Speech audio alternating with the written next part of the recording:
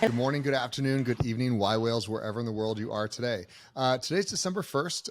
Bitcoin has moved back into its like $16,000-ish stable coin. So we're kind of hovering here, clearly in the bear, not in a winter, but we're starting to see some interesting signs.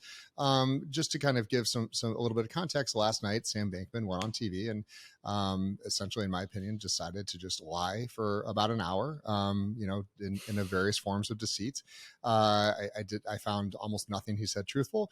Those are my personal opinions, but it really kind of showcases a little bit of the asset class and a little of the struggles that we're having right now from a public relations sides.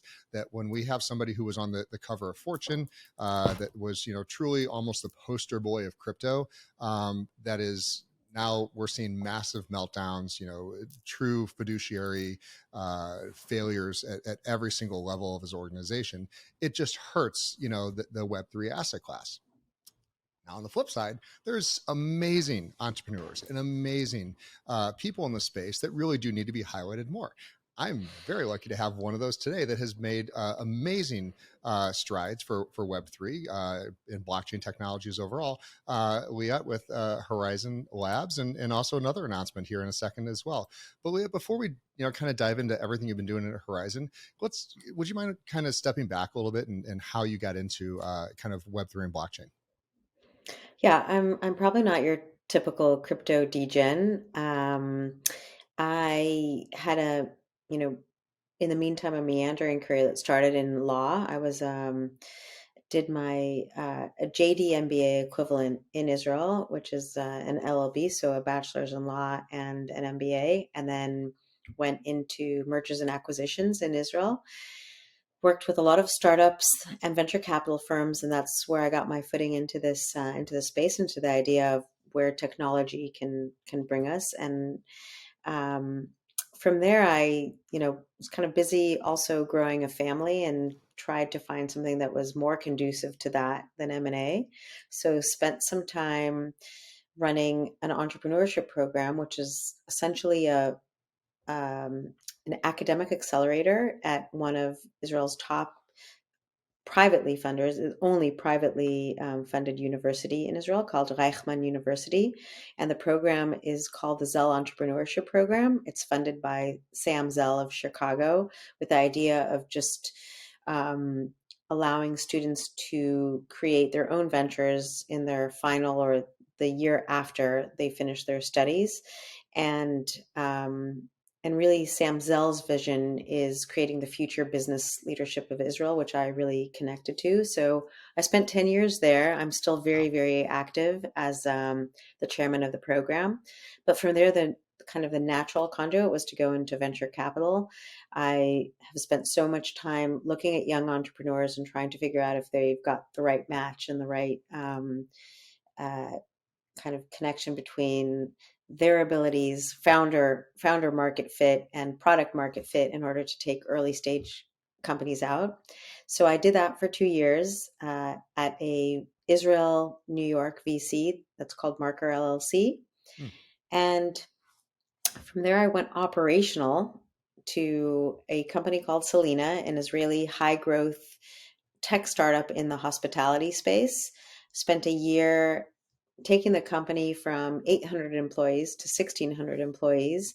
I was on the corporate operations, so not the hospitality operations. It was a really, really great insight for me to get to see a company in later stages and from an operational sense.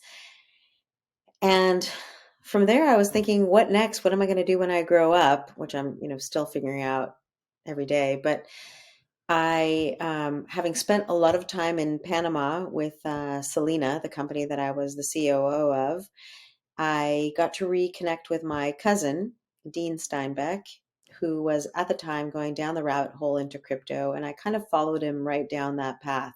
And to me, what's exciting about blockchain is it's the ability to get us to that next level of internet where there's more peer-to-peer engagement and incentivization on all different levels and more immersive and engaged environment. So even before it was called Web3, the idea of the technology really just really attracted me.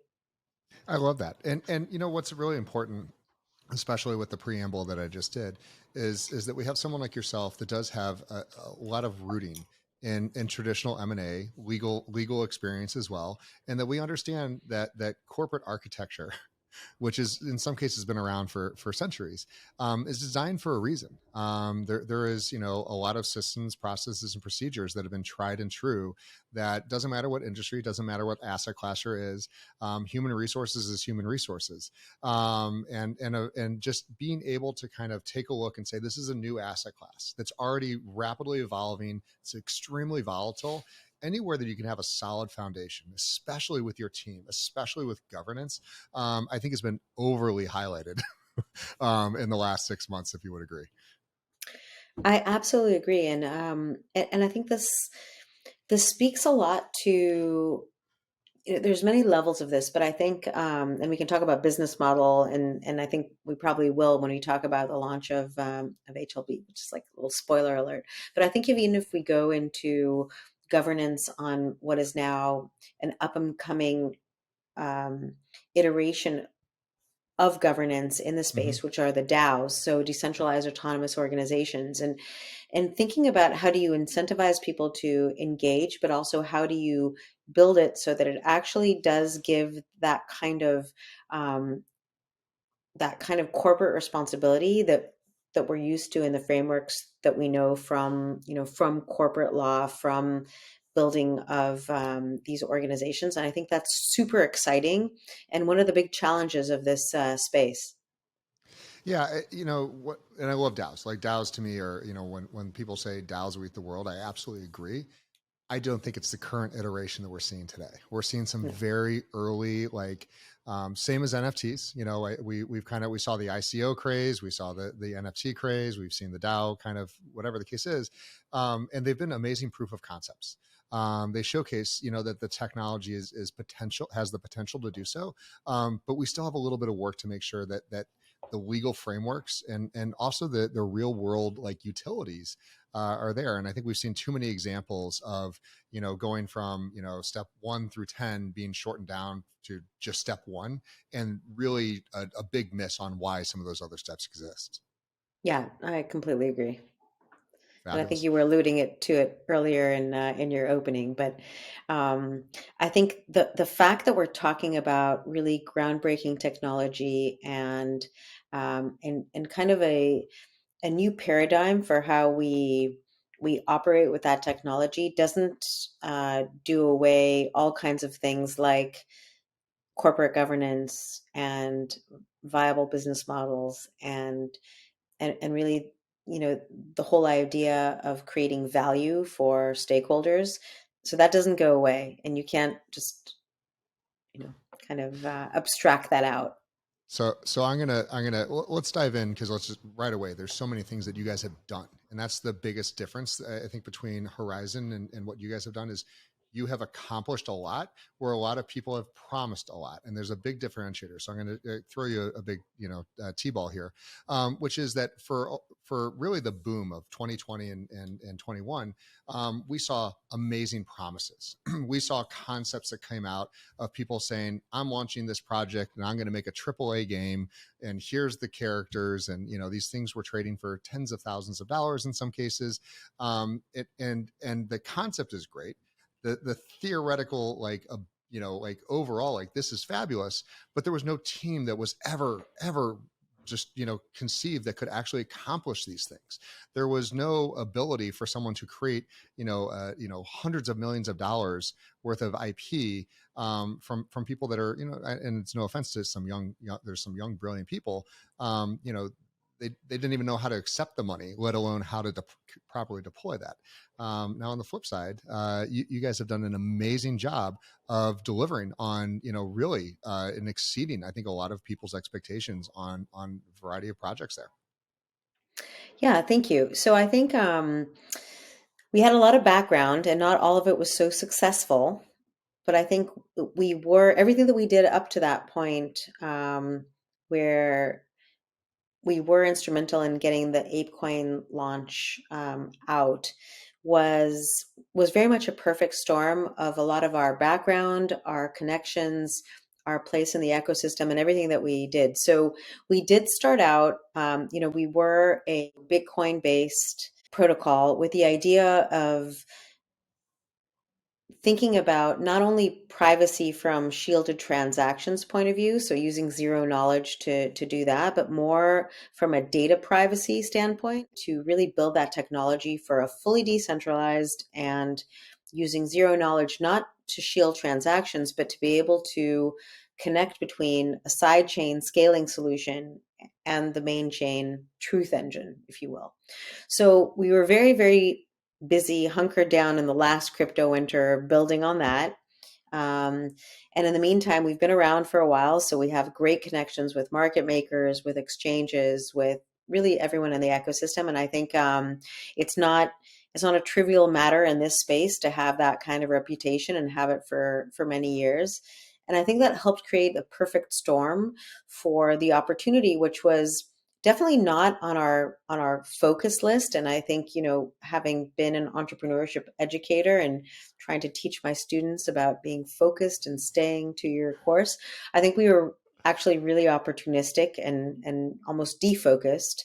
But the opportunity was so great, and we were able to say, well, the heavy lift is going to be less on the technology angle and more on our back end. And that back end is those relationships that we have with the ecosystem, our legal background, our finance background. And so we took this opportunity of working with YugaLabs and orchestrating the ApeCoin launch, which really developed a complete new business unit within Horizen Labs.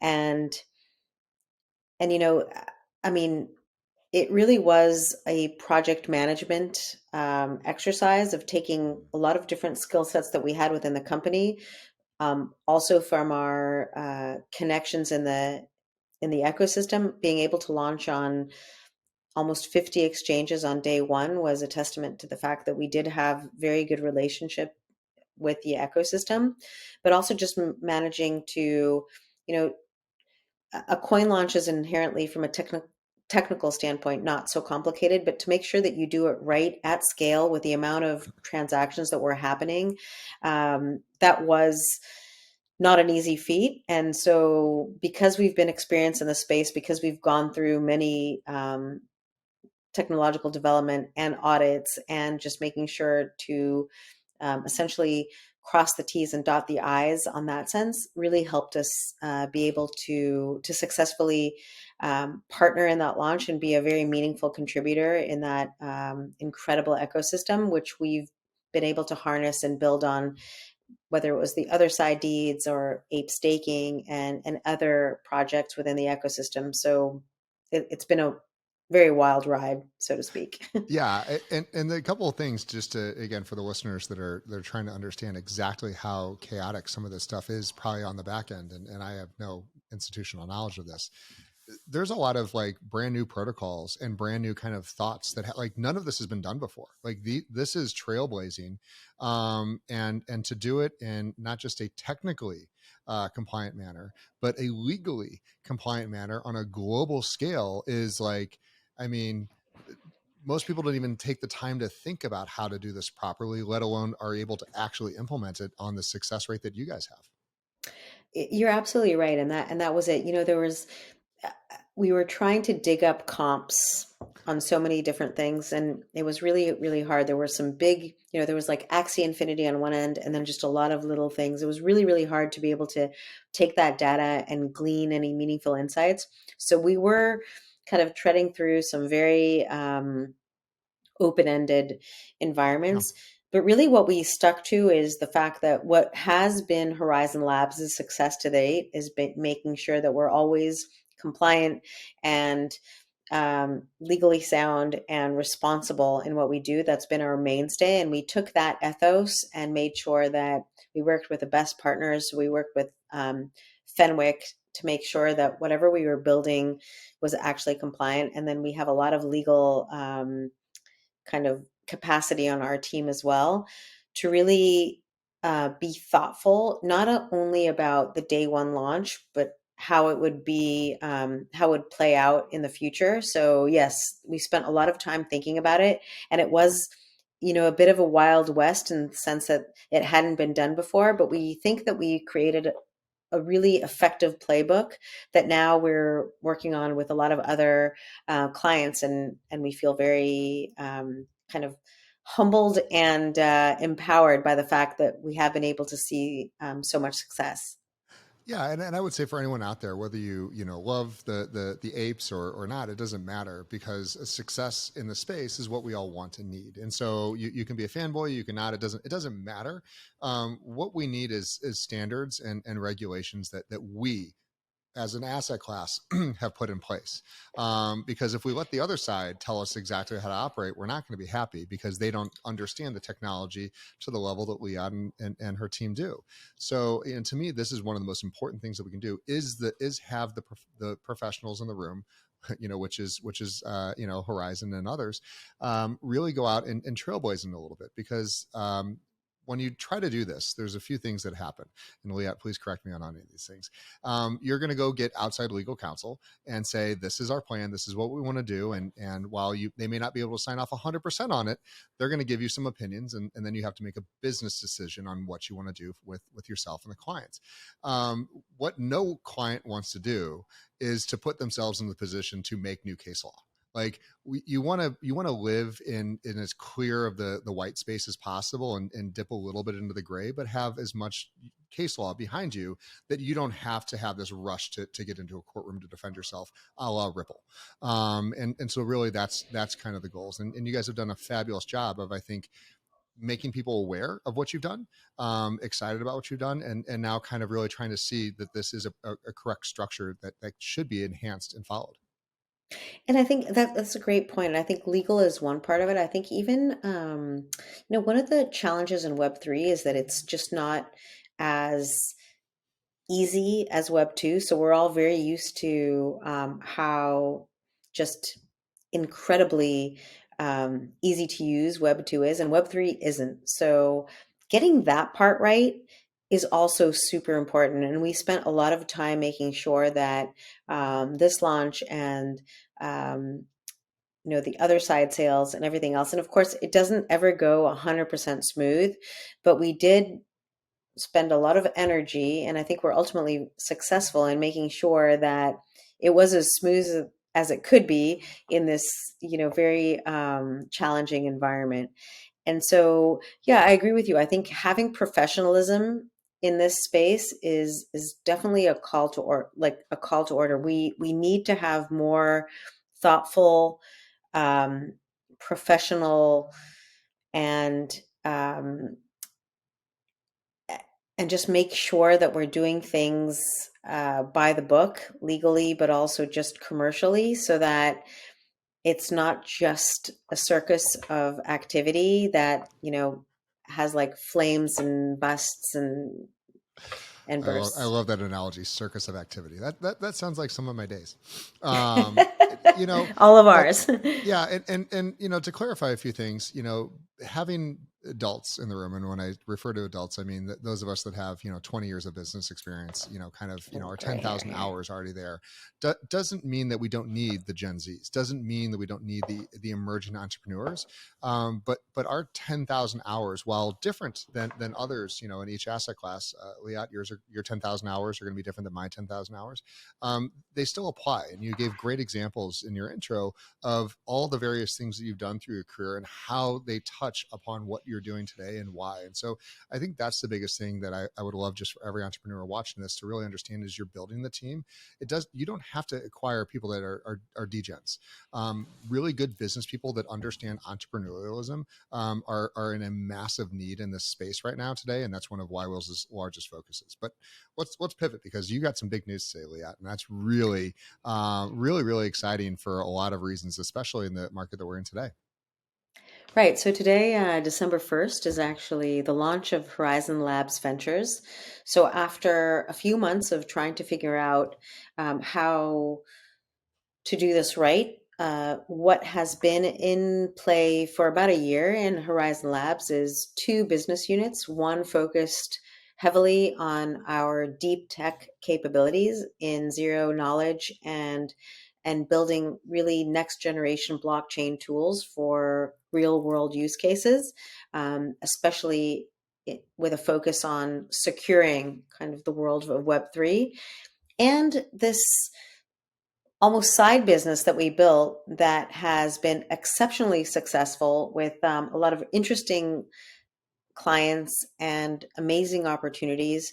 And Horizen Lab Ventures is really set out to do as its own separate entity. So today we're announcing a divide and conquer strategy where we keep Horizen Labs, but spin out or just have um, a completely separate company called Horizen Labs Ventures, which will focus on Web3 consulting, helping clients navigate Web3, succeed in Web3, and generate value.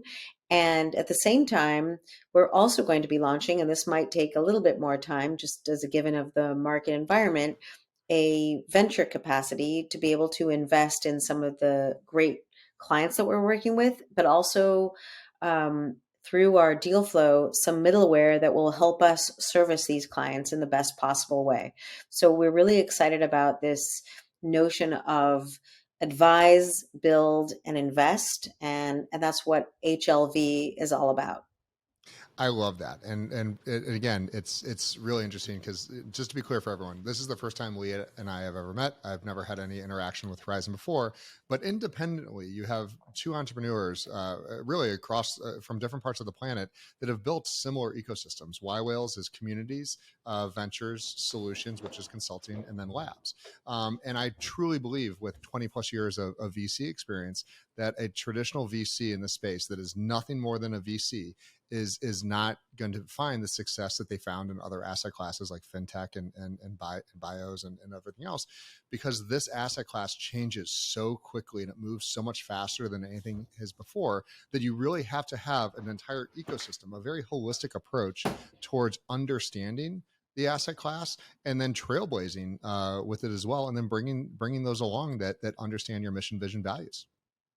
And I think you raised a really good point, which I think is very central, especially from what we've seen in this very dynamic and new ecosystem, is that there is much more room for cooperation between companies that are doing similar things with similar clients. So I think that the yWhales mission and what we're doing at HLV is very much interconnected and similar in one kind of, let's say in some past worlds, you would say like, wow, we're competing with the same kind of client base. And so why would we ever want to even talk to each other?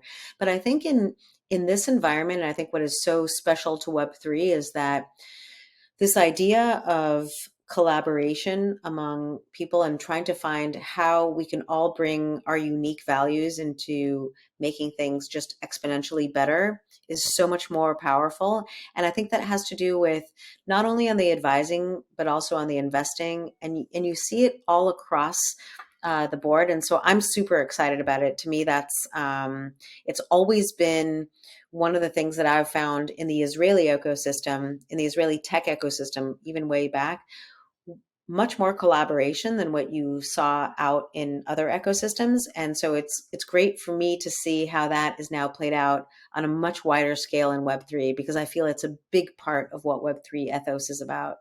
Yeah, and we're seeing some trends that are starting to emerge from the bull to bear. That again believe in kind of this legal version of Web3. That the dark net still exists for Web1. That people said, I refuse to comply. I want to go have no rules, and that's exactly great. That's fabulous. Why whales? We're all known entities. You can go be anonymous a lot of places on the internet, just not with us. We're talking about investing, we're talking about securities, and there's that's just important to kind of have that trust. And so I look at, I'm super excited to collaborate with you, and I think that's exactly what you're saying, is that we're not in competition. Currently today we're a sub-trillion-dollar asset class. That success looks something closer to $50 trillion. If we hit some of the lowest metrics that exist, there's some institutions that have that much. So when we're thinking about the idea of replacing SWIFT system, we're thinking about the idea of a global economy, of digitizing real estate, assets, everything else.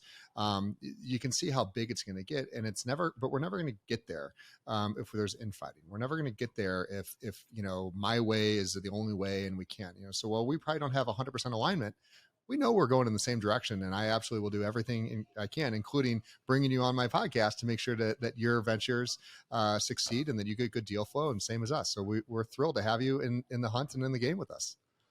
Yeah, and I very much appreciate that. But I think you're absolutely right. I think the opportunity is too big and the Mhm. unknowns are too big for us to be able to make those kind of exclusive bets and put all of anyone's eggs in any one basket.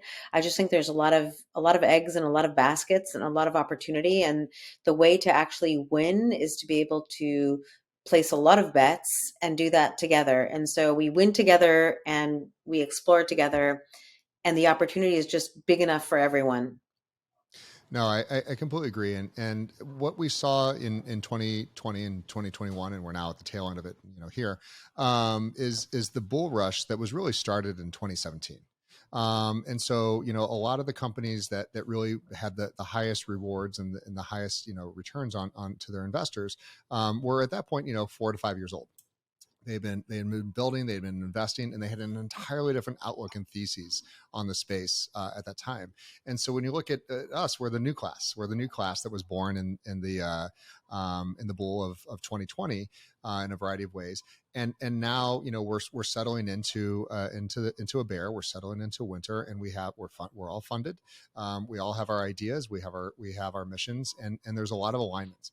And so, truly, it's interesting to see kind of the class of what potentially will be 2024 around the time the next halving, when the next bull run is really going to be pushed, to see what we've built and to see consumers get super excited about like real utility, real use case.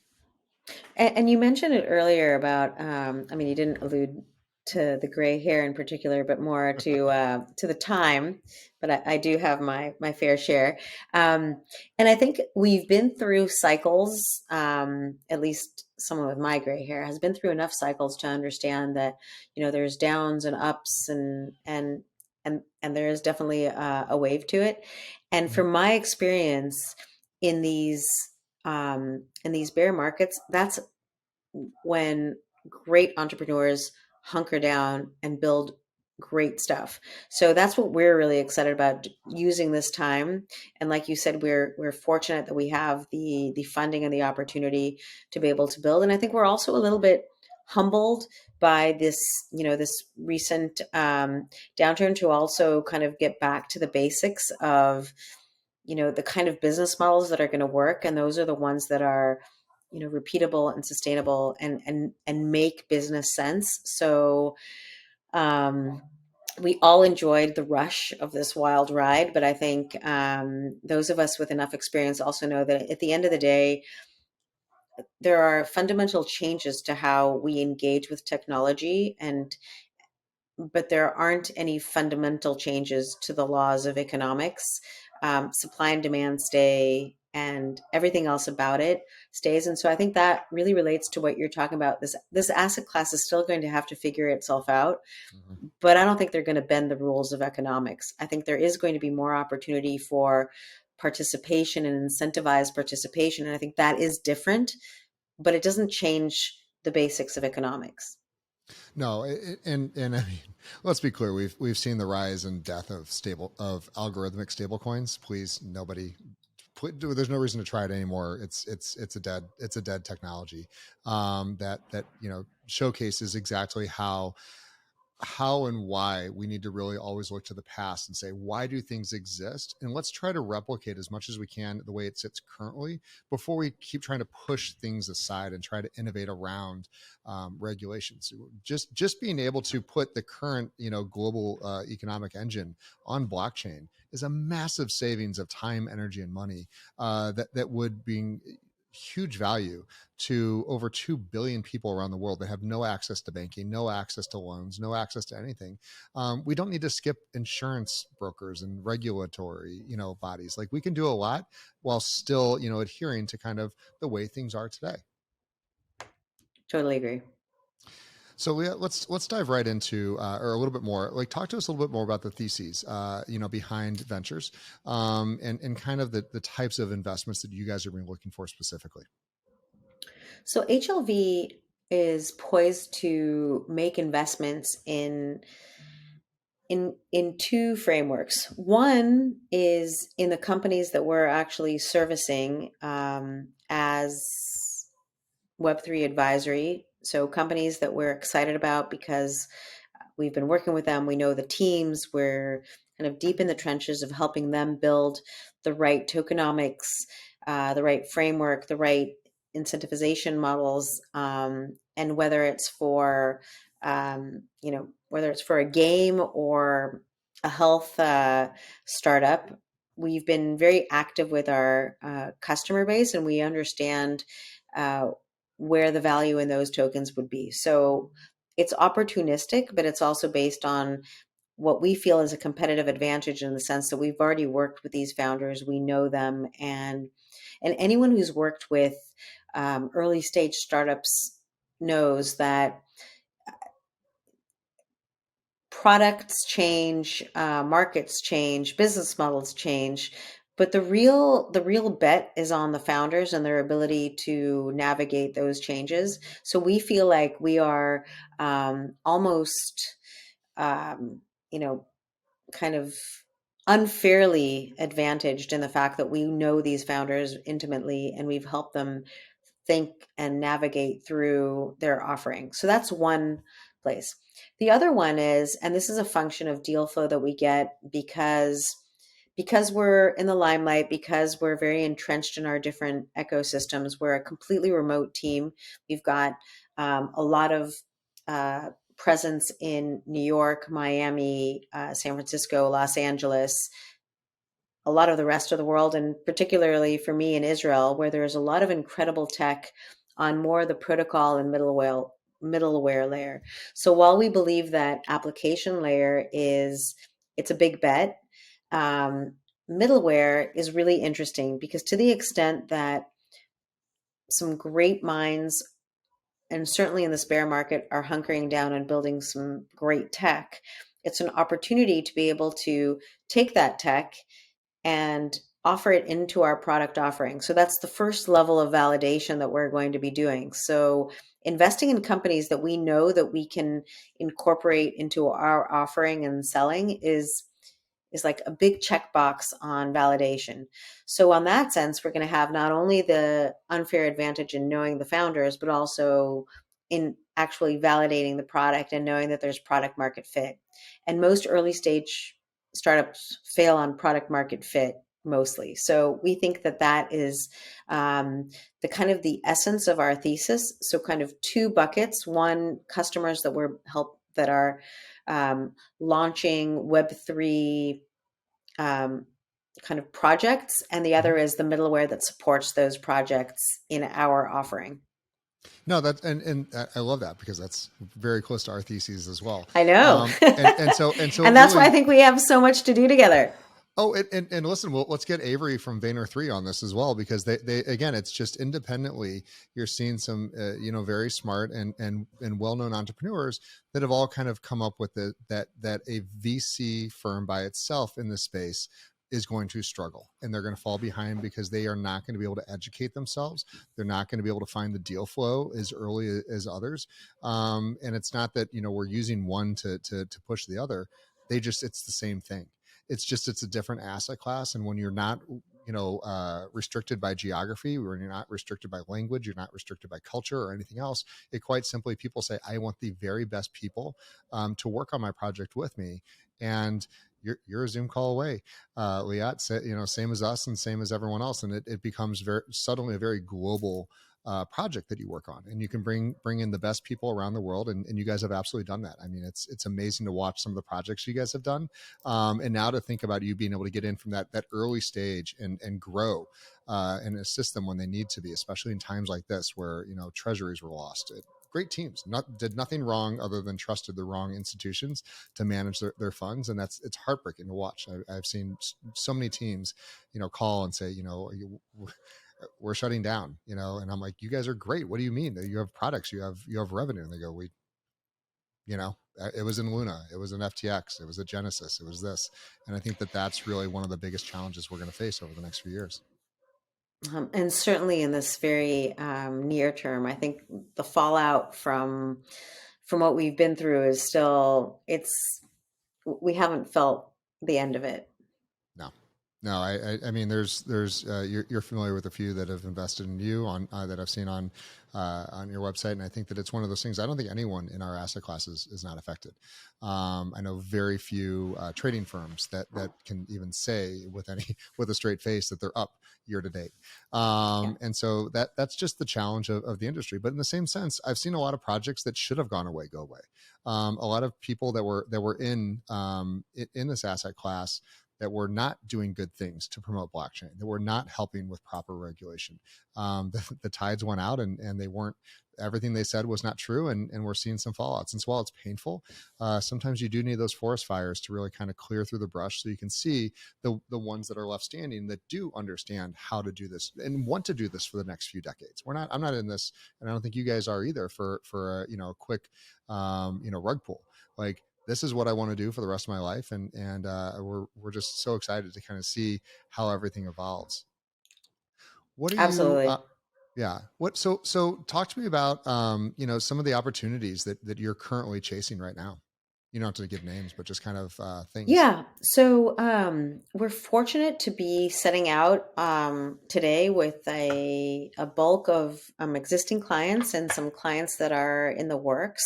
But what we're particularly excited about is, and while we've had a lot of traction with uh, kind of gaming projects and entertainment, we're also seeing some really interesting opportunities that are going beyond that space. And it's in luxury brands, in startups that are looking to use the idea of Web3 to either incentivize different participants or peer to peer uh, compensation. And I think it's really, there might be like a slower, this might be a slower trajectory than what we had initially thought, let's say 6 months ago. But we are really excited about these opportunities. And yes, I think the lowest hanging fruit is probably in the space that is most amenable, not only from a generational perspective. So they have they service um, a demographic that is already entrenched into the idea of peer-to-peer networks and peer-to-peer trading, and the idea of digital goods, and being able to um, pay for them, use them, and kind of migrate them. So while we do believe that the game and gaming space is a very interesting and big part of what we're doing, we're also seeing some really interesting opportunities, including in the VC space. So the idea of creating um, a a venture capital DAO that would actually Hmm. have its own token and be able to manage investments and deal flow and deal vetting through a big organization. So we're really excited because we've been seeing a lot of different opportunities beyond the scope of what kind of, I want to say traditional, but it's not traditional because it's like the last You year. know, you, But yeah. You figured out ApeCoin and how to launch that. I would love to do a DAO around VC. It was one of our original things. I just kind of I was like, I'm gonna wait till the SEC has a few comments on this before we launch something like that, because it just so that's the great thing about, let's work on that one together. we would love that because we have a lot of thoughts on that, and I think I think one of the things that we're seeing is that so many players in the space, so many Web3 investors, and so many um, kind of consulting services, Hmm. like what you're doing, like what we're doing. There's you know there's definitely an understanding that we need to hedge the bets by making sure that we do this collaboratively. And so really the best way to do that is to think about this, where does blockchain come to service that? And of course, to make sure that it's legal compliant and, and doesn't have any SEC issues. But I believe we've been thinking about it, and I believe we have something, we're up to something. So I would love to definitely Good. take that I've got my offline. notes on what I think works too, and we'll see. And again, we've been aligned everywhere else, so we'll see how close we are. So to me, there's a lot of there's a lot of problems with Web3, but two of the big ones that I try to talk about a lot, and I'd love to hear just kind of your thoughts and opinions on, is wallets and bridges. And to me, when we talk about global adoption, we're not even close. You got 1.5 million, people today that have more than one ETH or more in an Ethereum wallet that are self-custodying. That's not even scratching the surface. You drop that down to, I think, 0.1 ETH, and it's maybe like 6 million. So we're very much hobbyists at this point, by definition. And I feel, and that's why all I can say is I can feel we haven't even come close to scratching the surface on what a true wallet would look like. And the entire bridge architecture is garbage. Those are my two issues. Yeah, I mean, it's hard to comment more than to say I wholeheartedly agree. So I think there are two different issues, right? I think one, they're both I think the underlying issue for both is also technology, and in particular the kind of the user facing technology. So Web3 is just really difficult. You get a ledger, you have to like connect it, you have to look at it, you have to have the seed phrase, you have to put it somewhere, you have to keep putting in the pin code. It's we're just so used to a place where Face ID connects us, and then we're able to do all of our banking, and then all of a sudden we need to like go back to there's definitely this is a 14K modem is the way I refer to this. Yeah, and exactly. So I think there's there's a UI, just like a user interface issue, especially to the wallet. There's also a huge kind of marketing challenge. Obviously, when things like FTX come out, and really, there's a lot of layers of things that go wrong in an industry that is so unregulated, and some of it could be just greed, and some of it could be just criminal. So there's like a whole slippery slope of it. But that certainly creates a disincentive for people to even get onboarded. And if those that do want to get onboarded, it's so difficult to get onboarded, and it's so complicated, and people start thinking like seed phrase, and what if I lose it, and then I'll lose my money. And so I think that's the wallet layer. I think on the bridges, it's really more of it's a technological challenge. It's the underlying technology is super complicated. And we set out at Horizen Labs to make our first tagline was we were going to make blockchain accessible for business. Now, the reality is that it's just so inaccessible because it's so complicated. And bridges are a way, they're a bridge. Bridges are a bridge to making it more accessible, and certainly making it interoperable and much more usable, so that you're not like stuck in one silo. But we're just not there technologically. So I goes back down to my first instance. The technology is still clunky. It's just still not there. It's amazing it's been around for so long, and it's still clunky and not there, but it's clunky.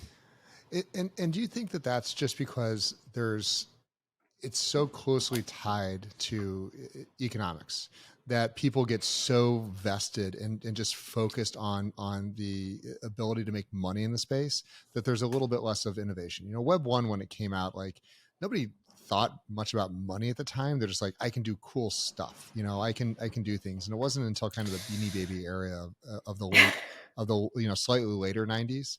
Because I still feel we're kind of on like 93, 94 right now with Web3.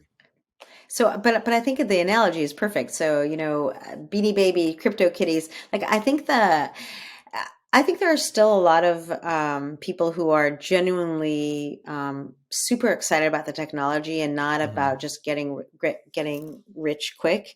And I think in Web 1, at the get-go, there were the people who were really excited about the technology, and then there were people who thought like, wow, I can sell dog food on the internet and like make a lot of money.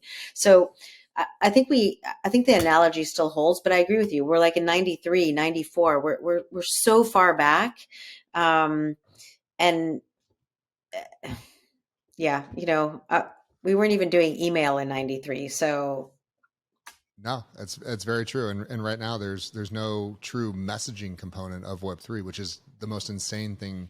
That Web3 communities like mine, probably like yours, we're on Discord, we're using email, we're doing other things. Well, it's great. Web 1 and Web 2 technologies are at this point work absolutely fabulous.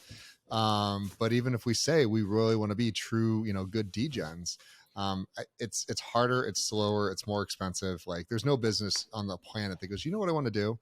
I want to have less security, higher costs, and higher risk. Like it's just not going to happen. and just be slower, and Yeah. I just want my throughput to be super slow. That's what I want. I want to be really, really inefficiently slow. Yeah. Perfect.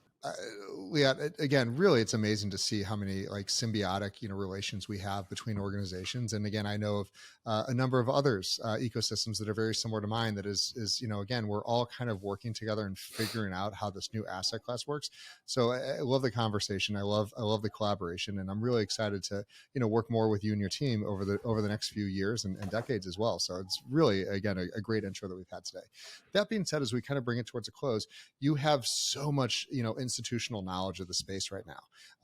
I think that you guys probably have one of the clearest views on kind of being able to deploy coins and technology, on in a Web3 blockchain world. And so, kind of, what are your thoughts that people should have as they're evaluating the space, whether to make investments or to build a company, or to just kind of look at the Web3 asset class overall? Um,